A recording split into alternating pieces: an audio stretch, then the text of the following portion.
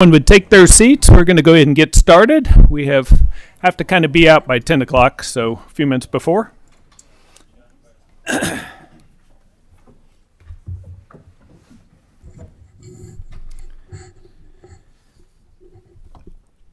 All righty. At this time, we'll call our first meeting. Believe it or not, we're in our fourth week of session, and this is the first for Veterans, Military Affairs, and Public Protection. And a lot of times we didn't move a lot the first couple of weeks, and then the third week was Martin Luther King, and so we did not want to get all of our members up here at 8 or 9 o'clock in the morning after a holiday there. But we'll go ahead and get started. Mr. Secretary, please call roll. Representative Blanton. Representative Bratcher. Representative Dietz. Here. Representative Dossett. Present. Representative Freeland. Present. Representative Fugit. Here. Representative Gooch. Representative Hart. Representative Johnson. Present. Representative Cook. Here. Representative Lewis. Here. Representative Maddox. Representative Massaroni. Here. Representative Proctor. Here. Representative Raymer. Here. Representative Roberts. Here. Representative Stalker. Present. Representative Stevenson. Representative Tackett Lafferty. Present. Representative Wesley. Here. Vice Chair Sharp. Present. Chair Thomas. Present. Sounds like we got a quorum. Well, we appreciate everyone being here. We're going to go ahead and start with our Pledge of Allegiance, and then I ask you to remain standing, and Brother Fugit's going to lead us in prayer.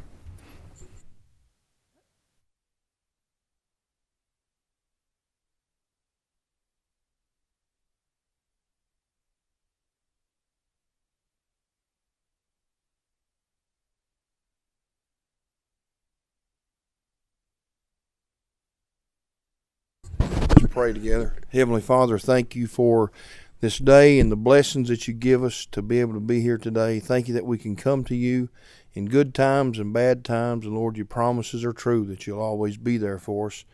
I pray, Lord, for our military, Lord, especially in these days. I pray that you'd bless them, watch over them. Thank you for their service, Lord, those that have served in the past and the present, Lord. And I pray that our nation would always be strong because of people willing to serve you. Pray for our first responders, and then I pray, Lord, for our chairman and this committee, that this session will make good choices, will make good decisions, that will make this a better place for our veterans and people to live in. Thank you for your love and your mercy on us. We pray this in Jesus' name. Amen.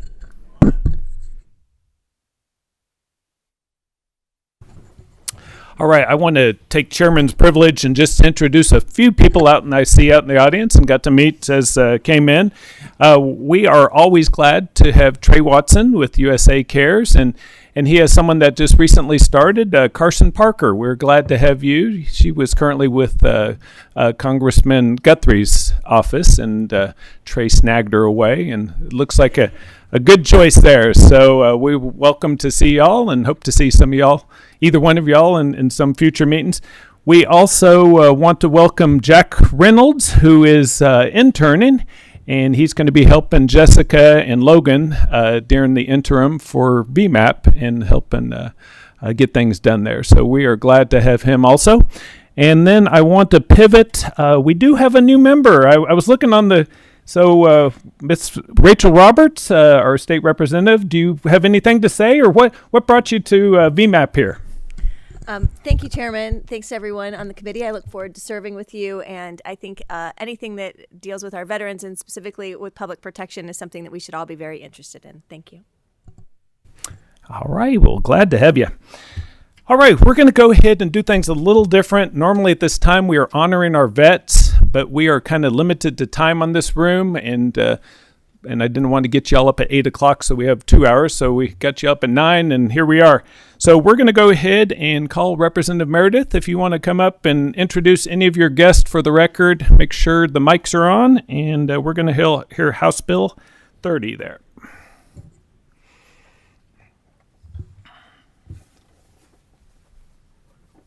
Thank you, Mr. Chairman, members of the committee. I'm Representative Michael Meredith, representing the 19th House District. Silas Session. I'm an Executive Director of the Office of Kentucky Veteran Services, representing Commissioner Allen at KDVA. So this issue that I have before you today is not something that will be new to members of the committee who have served on this committee.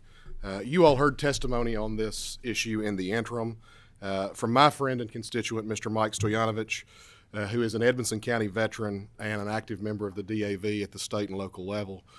He's a service officer at the local level and serves as an officer in the state DAV too. Mike was unable to be here today, and I feel a little insufficient in his stead, but he had a hip replacement yesterday and will be down for the next 5 weeks, and so his timing was not very conducive to session, but I will do my best with a bill that he has been the driving force behind.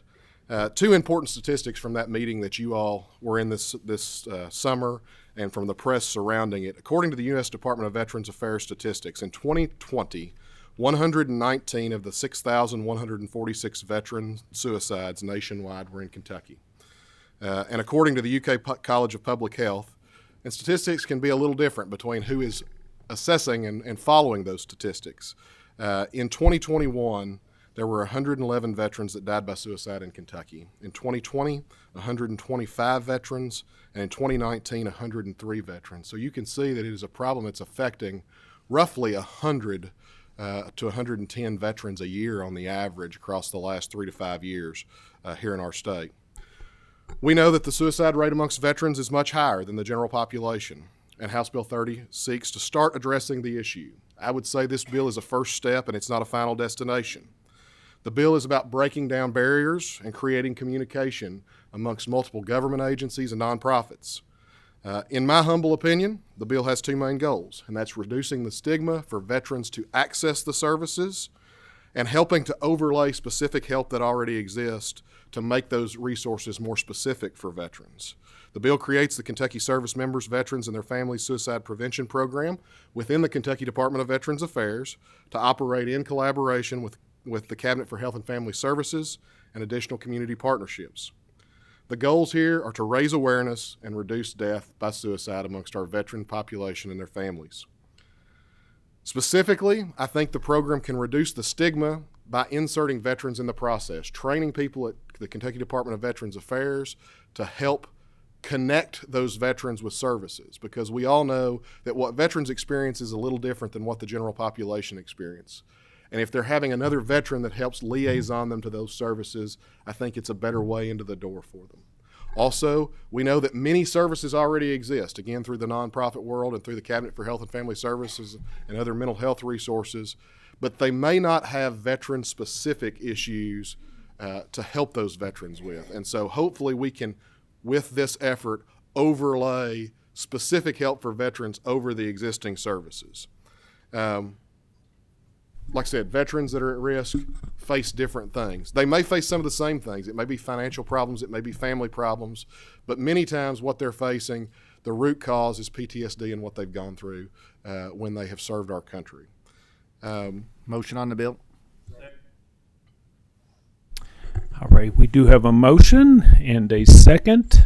Either of y'all want to continue on, or you want to just kind of open it up for questions? When I have a motion and a second, I know to be silent and answer any questions I've got. I can tell veteran representative here. So, all right, members, do we have any questions or comments? Or Representative Bratcher.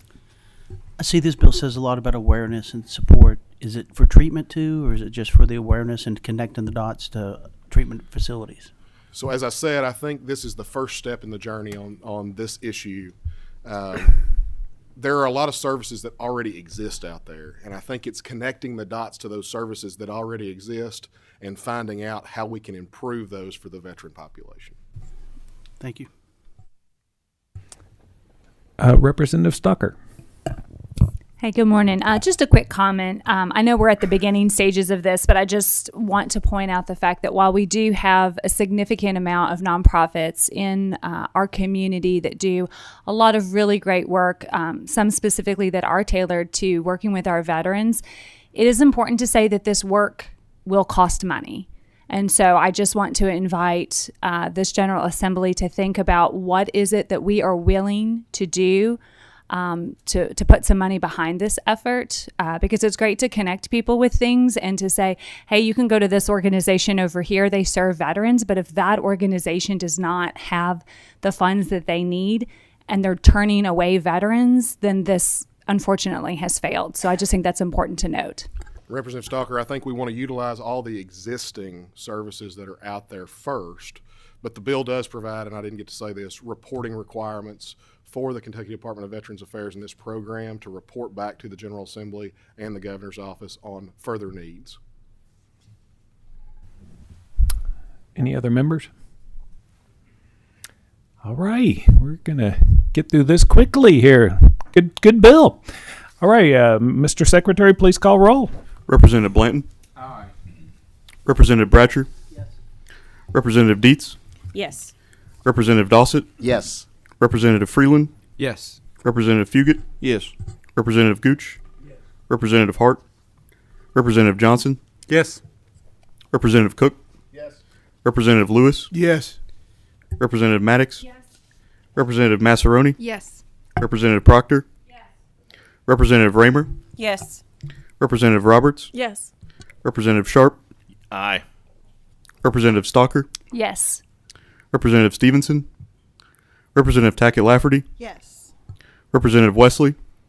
Chair Thomas. Aye. Wish we had consent. I do too. Thank you, Mr. Unanimous, Chairman. but we look forward to hearing that on the floor, and thank y'all for your testimony. Appreciate you all very much. All righty, we're going to move on to our next item and ask Brigadier General Mike Ritchie if you want to come up, if you have any guest, General. And please make sure the microphone is on. Introduce yourself for the record, if you would.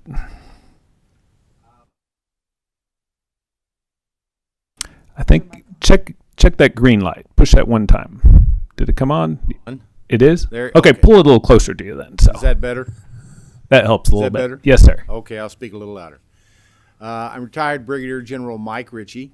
I'm here today representing an organization called Employer Support of the Guard and Reserve. I'm the chairman of the Kentucky Committee. It's a national program, but I'm the chairman of the operation in Kentucky. So that's my purpose here today. Great. Do you want to go through? I see a slide pulled up. We'd love to. And members, this is for informational only.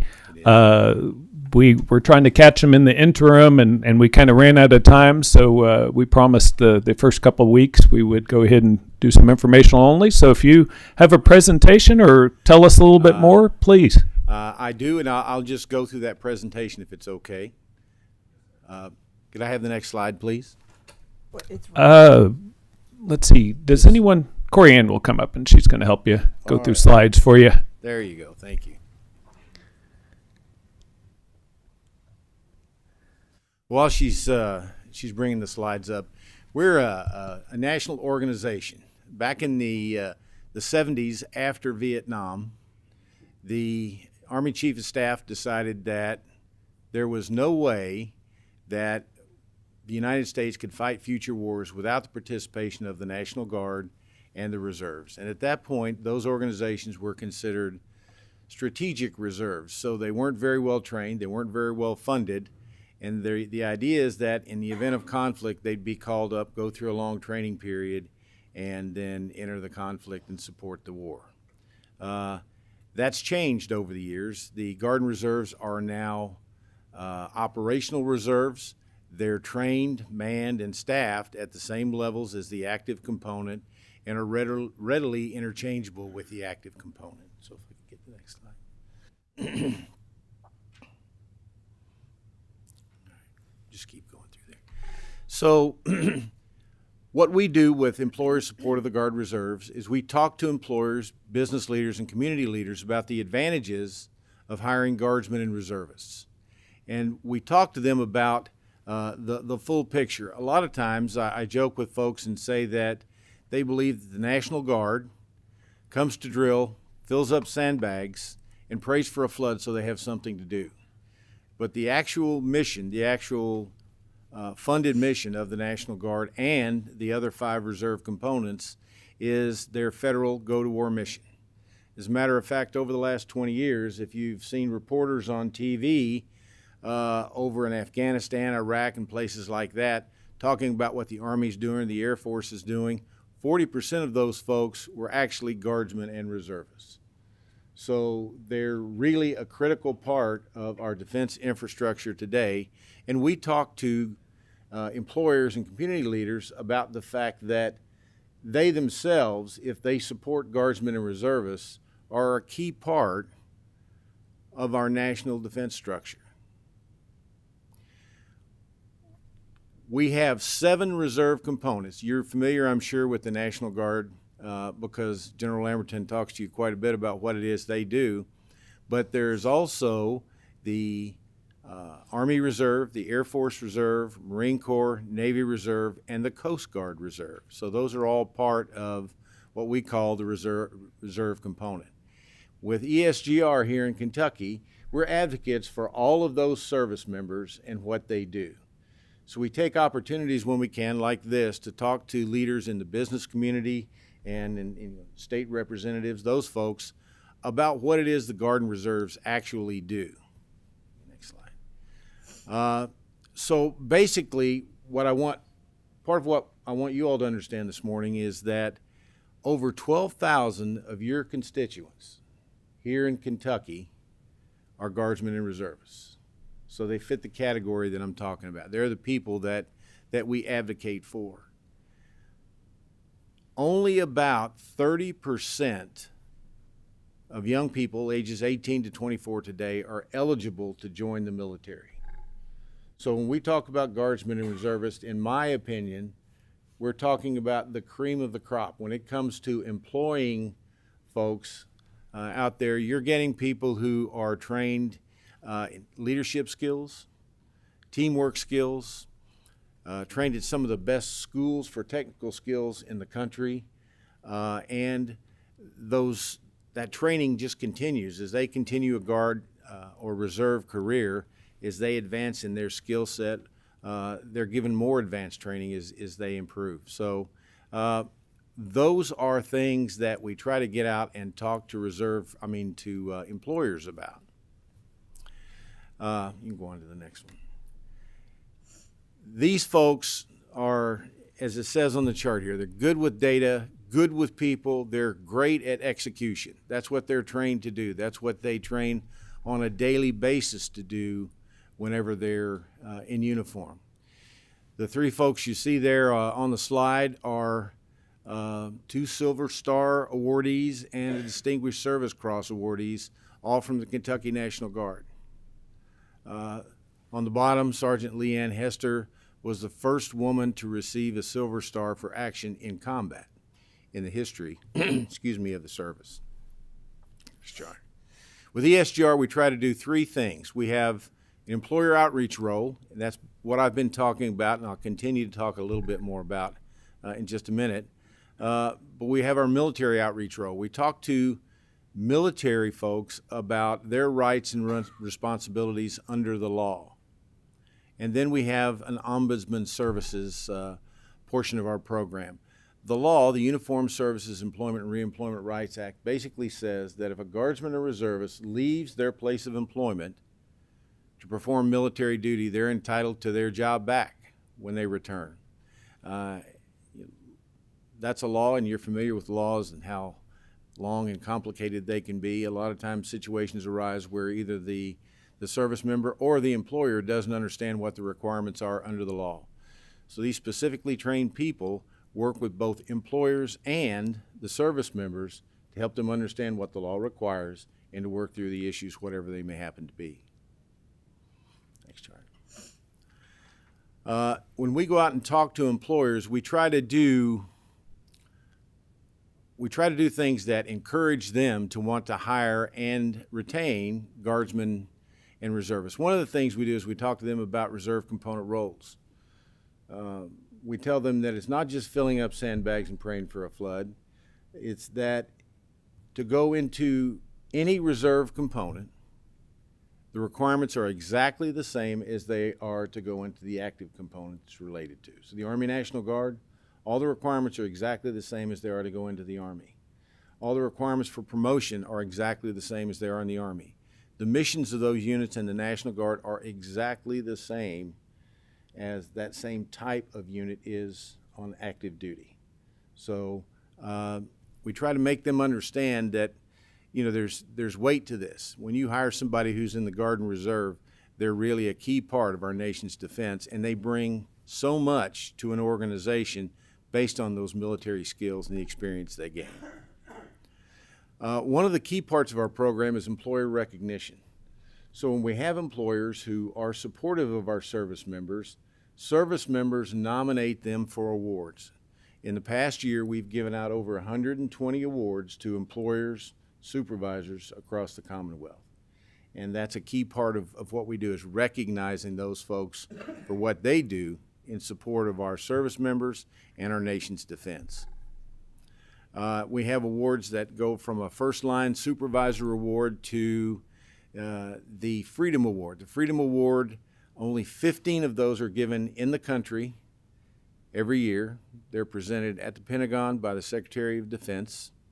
And I'm proud to say that over the last 3 years, 3 companies in Kentucky have been awarded the Freedom Award. So we do a good job with that in Kentucky. And that's just another way we recognize those employers who really contribute to what we do in the Guard and Reserve.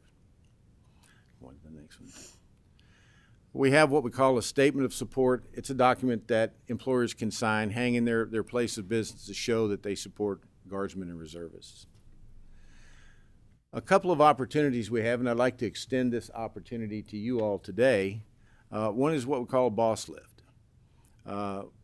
When we talk about what Guardsmen do when they come to drill, we want to be able to show people exactly what that is. So a few times a year, we have what we call a boss lift. We go to usually the western, the central, and the eastern part of the state using National Guard helicopters, pick folks up, bring them to a training site where Guardsmen are training. Last year, we took them to visit a field artillery unit in the field actually firing. So we brought them in on helicopters, set them down so that they could actually see what these service members are doing, and the fact that they're using the same weapon systems that are being used in Ukraine today, and doing what they do. So they get a chance to see what they do when they're in uniform. So I'd like to extend that invitation to you all. We're going to do 3 of those this year. 2 with one with an Army Reserve unit, 1 with an Army Guard unit, and 1 with the Air Guard. So Brian Alvey, Brian, would you mind if folks are interested, if they communicate with you and we can get them on the list to go? Okay, and I'll provide the dates that those are available to Brian so that he can communicate with you. In summary, we live in a world today where there are lots of threats out there. China is a big threat. The recent events in the Gulf, make us wonder what's going to happen next. But what you need to know is that Guardsmen and Reservists are going to be a key part of any military operation that takes place, and are on a continuing basis because, as I said, now they're operational reserve. They're completely interchangeable with active component units. And in some cases, we have active component folks that go to National Guard schools. So it's really interchangeable and much more than people have imagined from what they know of the National Guard. So what we tell people is their best practices. I won't go through those with you all here today. Best practices that they can use so that they show appreciation and they keep their Guardsmen and Reservists motivated to want to continue to work with them. So the next one. We work with human resources folks in large companies. We like to talk to CEOs, even small companies, community leaders. So what I would ask today is just 2 things of you. One is to help us make people in the community more aware, and you can do that by, when you go back to your districts and the areas where you live, inviting us to speak to business and community leaders there. We're glad to do that anytime. We don't ask for anything. We don't ask for funding. What we're doing is advocating for those Guardsmen and Reservists. The second thing I'd like to ask you to do is to let us know if you have people in your districts out there that may want to volunteer and be a part of the program, presenting those awards to employers who are supportive of Guardsmen and Reservists and just helping us get the word out. There are also opportunities to talk to guardsmen and reservists as a part of our volunteer jobs. So again, if any of you have know of anybody out in your districts who would be good at that, would like to do that, please pass that information along to us and be more than glad to talk to them about opportunities with ESGR. So with that, I'll open it up for questions if there are any. Representative Decker, why don't you come and sit next to General Ritchie in just a sec, and we're going to call on you in just a sec here. But we have a couple questions, General Ritchie. Representative Massaroni. Hi, General. Thank you for your service, and thank you for what you're doing. But I just have one question. You keep hitting on we're deploying our National Guard and reserves, but to my understanding, we haven't declared a war by Congress. So why are we sending our National Guard and Reserve overseas to undeclared wars? The law says that that's possible. But the Constitution says it's not. So I'm sorry, Representative. But I do appreciate your service. I'm not a legislator, and I won't try to get into that. But that it's a fact. It's the way we operate today, and I can try to find a better answer for you, but I don't have one right now.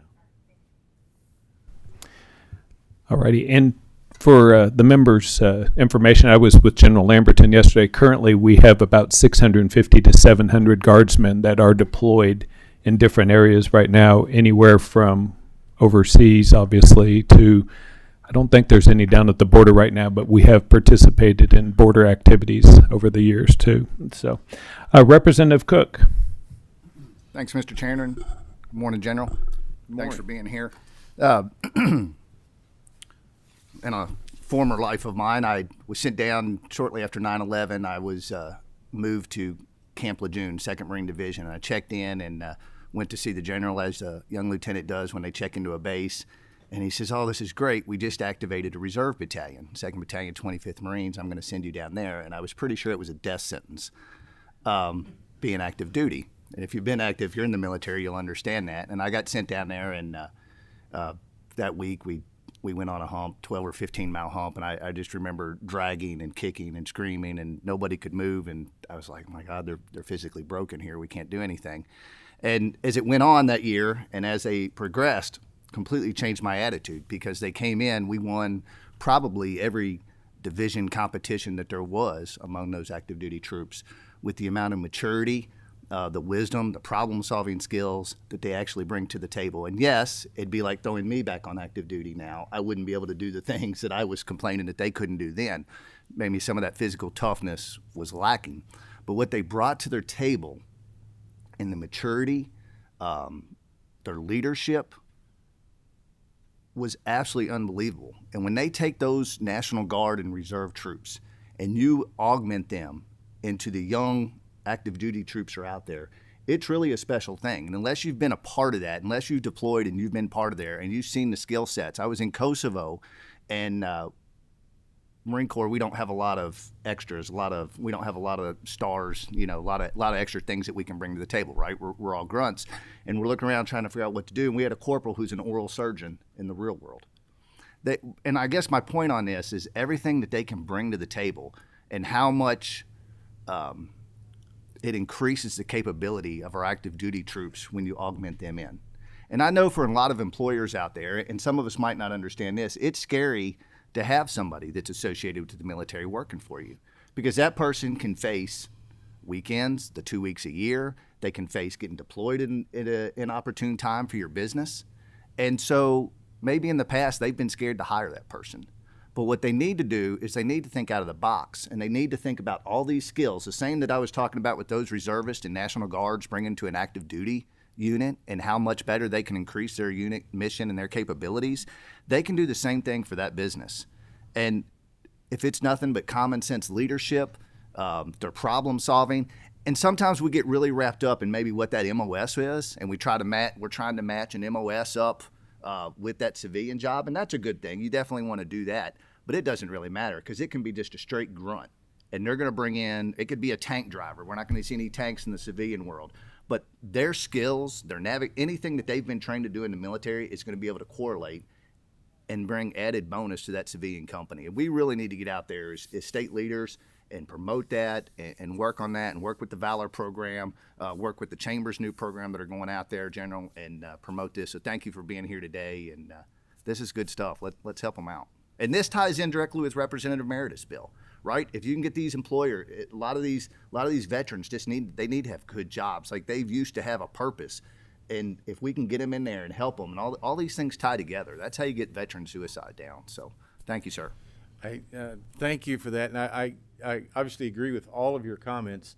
When we have the opportunity to talk to folks out there in the community, our pitch is a little bit different. It's more involved, and we go into a lot of the things you're talking about there. So if you can help us get out into the community, we'd really appreciate that.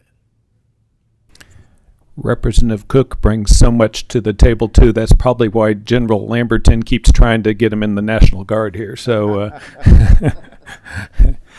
all righty. Well, we appreciate it. Well, I am going to do something a little different here. I'm going to turn the floor over to Ms. Representative Jennifer Decker, which, believe it or not, you are one of her constituents. So she has just a little bit she wants to say about you. Well, I'm very honored. I'm Jennifer Decker, House Representative from Shelby County, District 58, and I'm so honored that the Brigadier General is my constituent.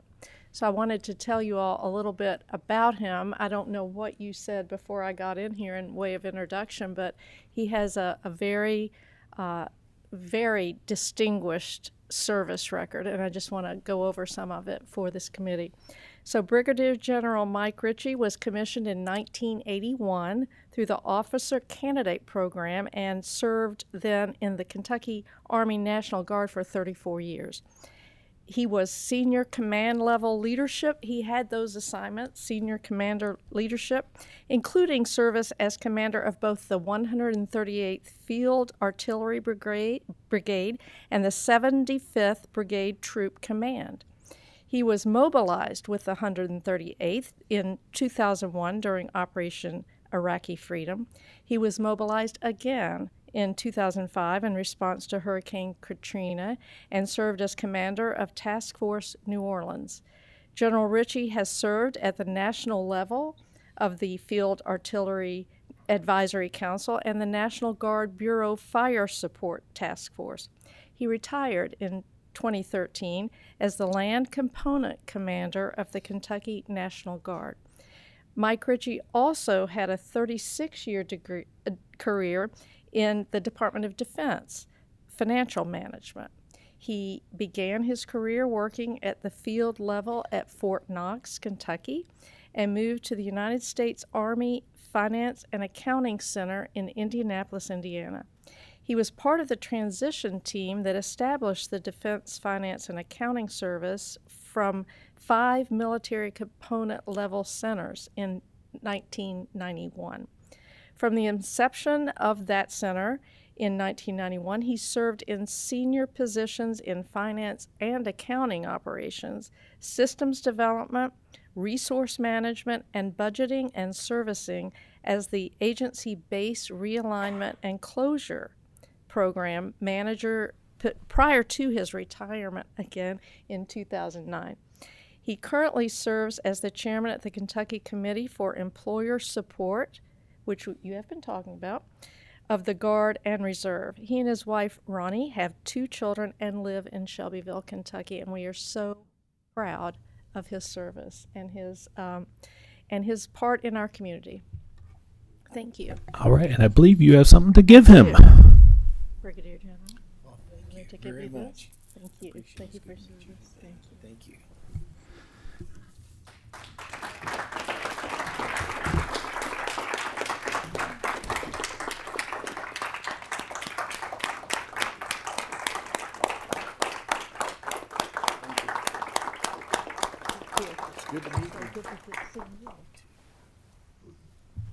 Thank you, General. Appreciate your letting us know and appreciate the members' comments there because we need to do anything we can to support our guardsmen and women there. So Thank you. Thank you for the opportunity. thank you, Representative Decker. All right. Today we get a 2-for-1 because I'm going to turn the floor over to Representative Freeman and let you, I'm talking about Jason all the time, budgets on the bills. Come on up, gentlemen, and Representative Freeman is going to talk about you a little bit. Almost had me the A&R chair, didn't Hey, you get a promotion or demotion. Yeah.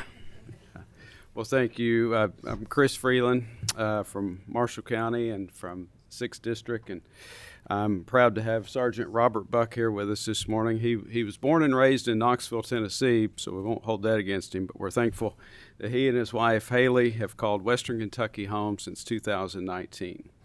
After receiving a bachelor's degree from Tennessee Tech, Sergeant Buck accepted a position with the U.S. Army Corps of Engineers as a park ranger in Grand Rivers, Kentucky.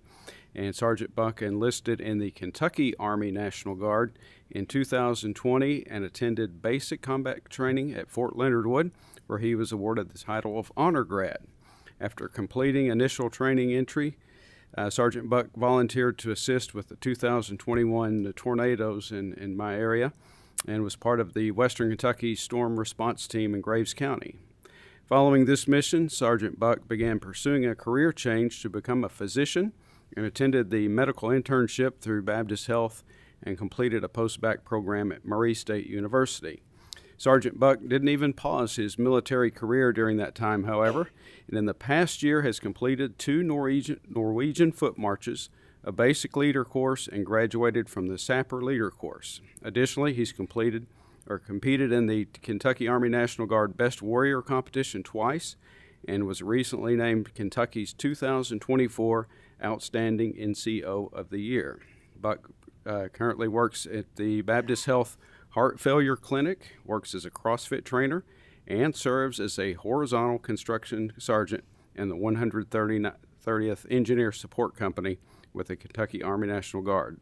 Sergeant Buck will begin medical school at the University in Louisville and this coming June with the ultimate goal to serve as an Army physician. So I guess he must never sleep, but we want to thank Sergeant Robert Buck for his service to this state and to this nation.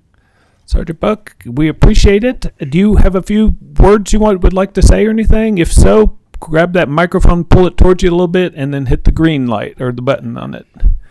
We'd love to give you a second. Yeah. Good morning. Like I said, my name is Sergeant Robert Buck. I am originally from Knoxville, but I've called Kentucky home for, the best part of 5 years now.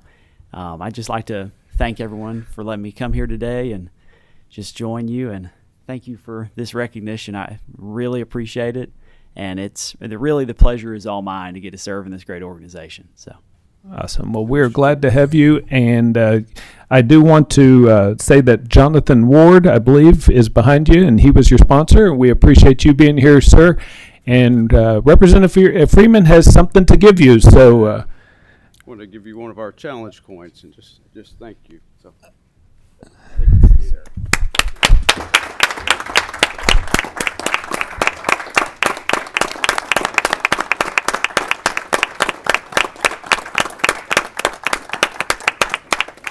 Mr. Chairman. Yes, sir. Where's that come from? May I ask the sergeant a question before he gets away? Yeah, if he wants to answer it. You do not have to yield, sir. No, I'm just kidding.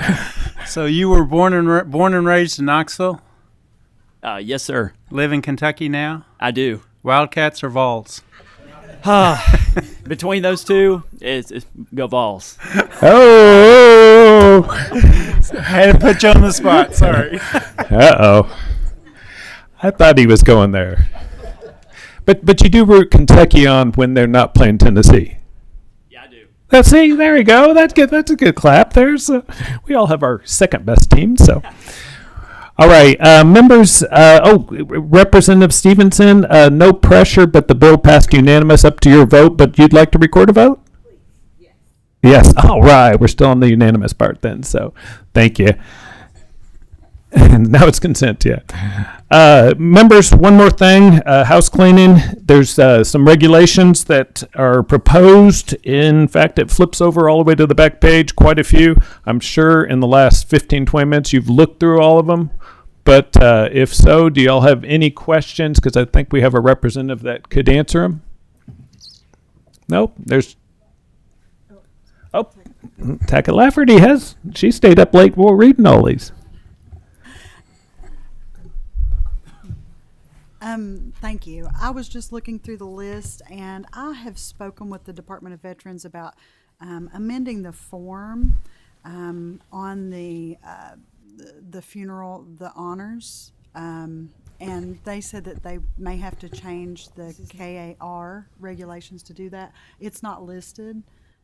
So is there someone we could contact about that? Let's, if y'all would like to, it's not one of the ones that are currently under, No, but it's not about.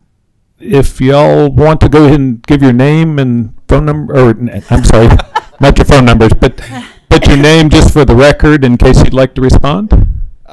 Sure. Greg McNeil, Senior Advisor at the Secretary of State's office. Jennifer Sketchfield, Assistant Secretary of State. All right, is that something you could respond, or something you could get with Representative Tackett Lafferty and maybe help on that or something later on? We're here to talk about the Safe at Home program, which I don't think necessarily pertains to your question. Be happy to check into that for you. Okay, I see someone raising their hand in the back who I can contact. Thank you very much.